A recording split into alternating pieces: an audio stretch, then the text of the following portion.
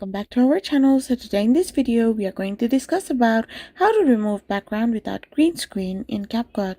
So without wasting much of our time, let's get straight into the video. So if you want to remove some videos background or like photos background without using the green screen in CapCut, all you can do is simply tap open your CapCut app. Once you open your CapCut app, you need to simply tap on the new project. Once you tap on new project, simply scroll down and simply find a video whose background you want to remove. Once you find the video or photo, all you can do is simply tap on it. After doing this, simply scroll down and find the option called Remove Background.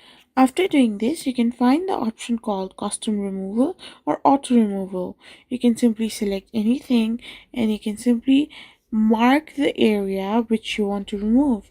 So once you have marked the area which you want to get removed, you need to simply paint it red like this, and now after doing this it will simply be removed and your main frame or the main object of that particular picture or video will only be on your CapCut. So this is how you can simply do it. I hope you found this video helpful, so don't forget to hit that subscribe button and to give us a thumbs up. We will be back again with more informative videos. Thank you for watching and stay tuned for our next video. We will be back again really soon.